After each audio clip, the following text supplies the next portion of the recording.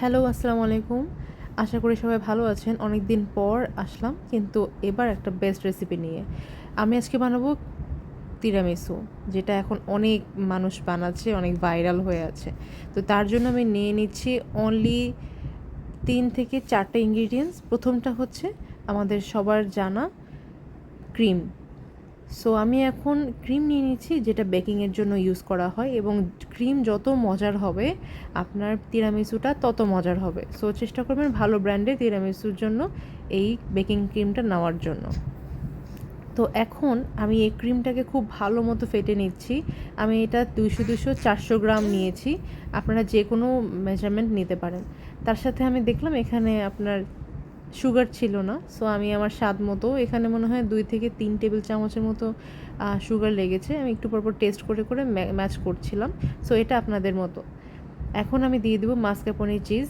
আপনারা মাস্কারপোনে চিজটা যদি একটু শপে আপনার একটু খুঁজতে হবে, সব জায়গায় অ্যাভেলেবেল থাকে না। ইভেন মালয়েশিয়াতেও এটা অ্যাভেলেবেল নাই। সো আমি একটু খুঁজেই নিয়েছি। আপনারা এটা একটু খুঁজে মাস্কারপোনে চিজটাকে নেবেন। শুধু মাস্কারপোনে চিজ হলেই, আর বাকি সব কিছু আপনারা নিজেরাই করে নিতে পারবেন।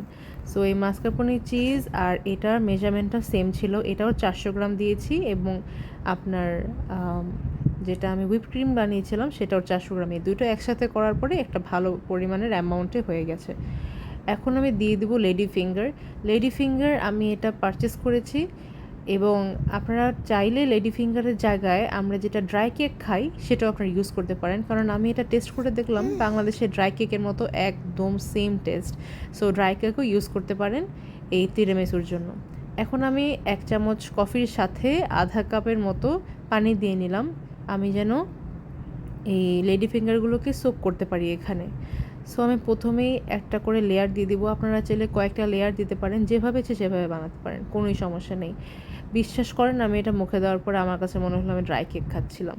যাই হোক, তার জন্য আমি এখানে একটা বলের ভিতরে, যে বলে আমি সেট করব সেই বলটা নিয়ে নিলাম, এবং একে একে সোক করে করে প্রত্যেকটাকে পাশে পাশে বিছিয়ে নিচ্ছি।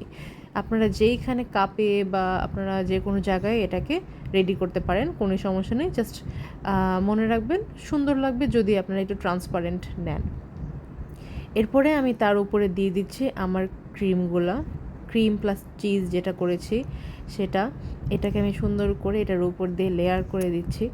আপনারা এটা যদি আপনার এরকম আমার যেরকম এটা থকথকে একদম একটা হার্ড একটা ক্রিম হয়েছে সেটা না হয়, একটু আপনার লিকুইডই হয়, কোনোই সমস্যা নাই, সেটা দিয়েও অনেক মজা হয়। আমি ফার্স্টবার যখন ট্রাই করেছিলাম তখন লিকুইডের মতোই হয়েছিল, একদম লিকুইড না বাট কিছুটা।